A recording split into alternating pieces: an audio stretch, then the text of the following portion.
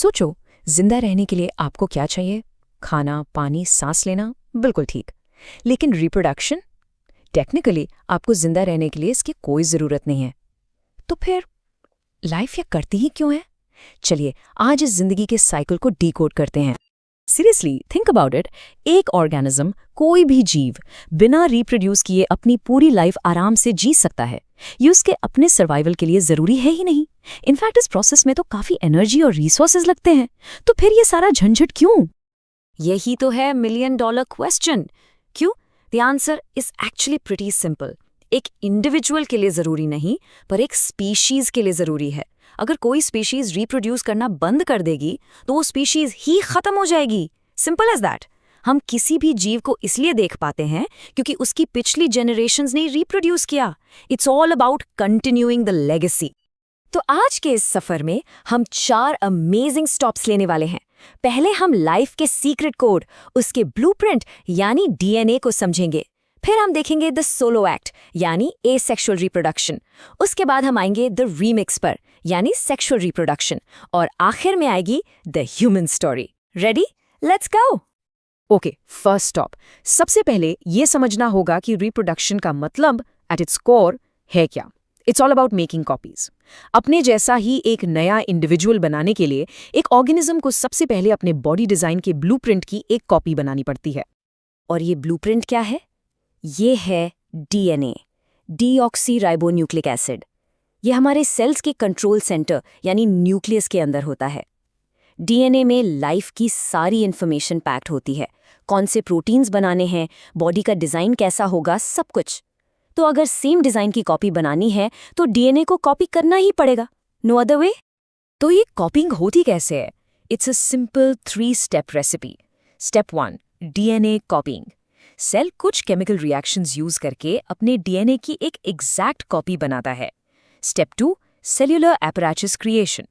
अब इस नई कॉपी के लिए एक अलग से घर भी तो चाहिए, राइट? सो सेल एक पूरा नया स्ट्रक्चर बनाता है। And finally step 3, cell division.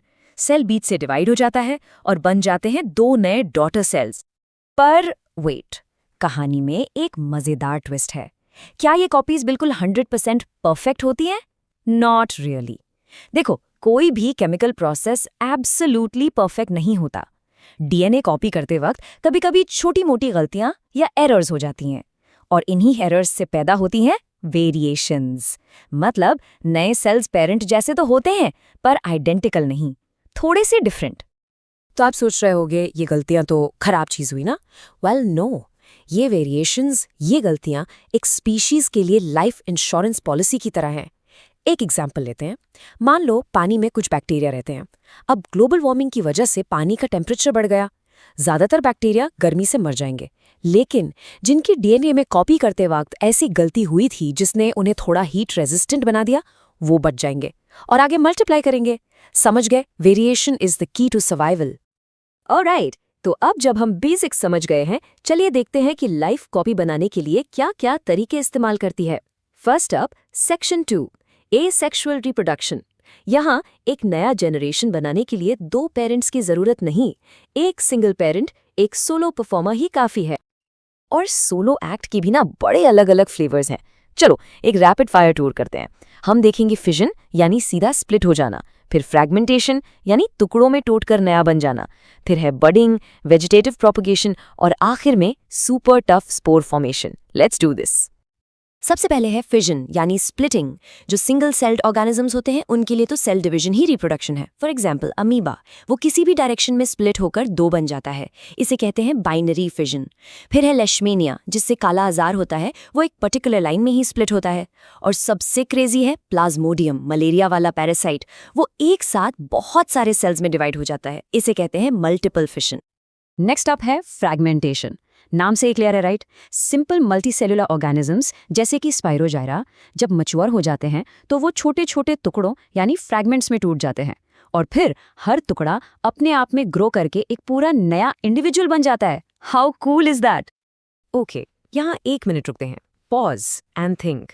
अगर स्पाइरोजिरा टुकड़ों में टूटकर नए इंडिविजुअल्स बना सकता है तो हम ह्यूमंस क्यों नहीं कर सकते? सोचो। इसका रीजन सिंपल है।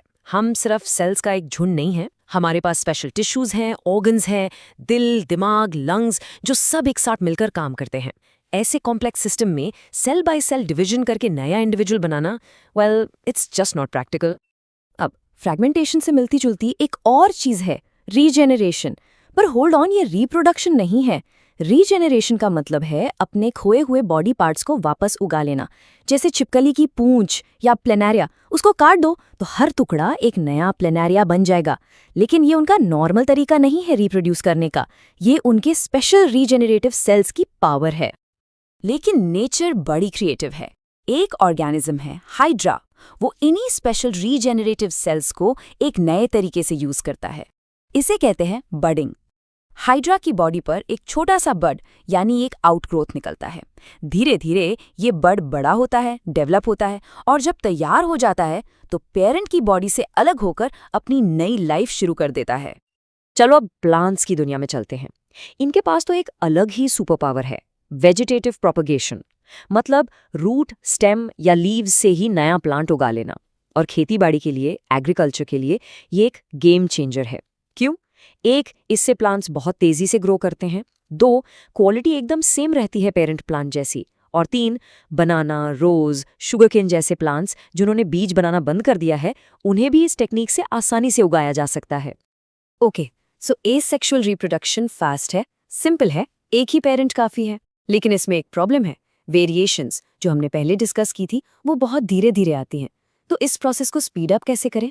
Enter sexual reproduction. यहाँ डीएनए को कॉपी नहीं, रीमिक्स किया जाता है। इसको समझने के लिए एक सिंपल सी एनालॉजी लेते हैं, शेफ्स और उनकी रेसिपी बुक्स की।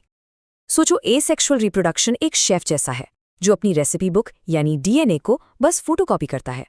रिजल्ट? हर बार सेम डिश। लेकिन सेक्सुअल रिप्रोडक्शन में 2 शेफ्स हैं और वो दोनों अपनी अपनी रेसिपी बुक से कुछ कुछ पेजेस मिलाकर एक बिल्कुल नई यूनिक रेसिपी बनाते हैं, और इससे क्रिएट होती हैं ढेर सारी न्यू वेरिएशंस। तो ये डीएनए रीमिक्सिंग फूलों में कैसे होती है? Let's follow the journey. Step 1, pollination. हवा या इंसेक्ट से पोलन ग्रेन्स मेल पार्ट से फीमेल पार्ट तक पहुंचते हैं। स्टेप 2, फिर पोलन से एक छोटी सी ट्यूब निकलकर ओवरी तक जाती है। Step 3, fertilisation. इस ट्यूब के जरिए मेल गैमेट फीमेल गैमेट से जाकर मिल जाता है। और स्टेप 4, इस फ्यूजन के बाद ओव्यूल बन जाता है सीड और पूरी ओवरी बन जाती है एक डिलिशियस फ्रूट। ओके, अब तक हमने प्लांट्स और सिंपल ऑर्गेनिजम्स की बात की। Let's bring this conversation home to us, the human story. और यहाँ बात सिर्फ बायोलॉजी की नहीं, यहाँ बात है मैचुरेशन की और एक बहुत बहुत बड़ी रिस्पॉन्सिबिलिटी की। और हमारी रिप्रोडक्टिव जर्नी शुरू होती है एक स्टेज से जिसे हम सब जानते हैं, प्यूबर्टी। ये लाइफ का वो फेज है जब हमारी बॉडी की ओवरऑल ग्रोथ थोड़ी स्लो हो जाती है और सारा फोकस रिप्रोडक्टिव टिश्यूज को मैच्योर करने पर चला जाता है। ये वो टाइम है जब बॉडी में काफी सारे चेंजेस आते हैं। कुछ चेंजेस बॉयज और गर्ल्स में कॉमन होते हैं, जैसे आर्मपिट्स और जेनिटल एरिया में हेयर ग्रोथ। लेकिन कुछ स्पेसिफिक होते हैं। बॉयज में फेशियल हेयर आने लगते हैं, आवाज भारी हो जाती है, और गर्ल्स में ब्रेस्ट साइज इंक्रीज होता है और मेंस्ट्रुएशन साइकिल शुरू होता है। ये सभी साइंस हैं सेक्सुअल मैचुरेशन के।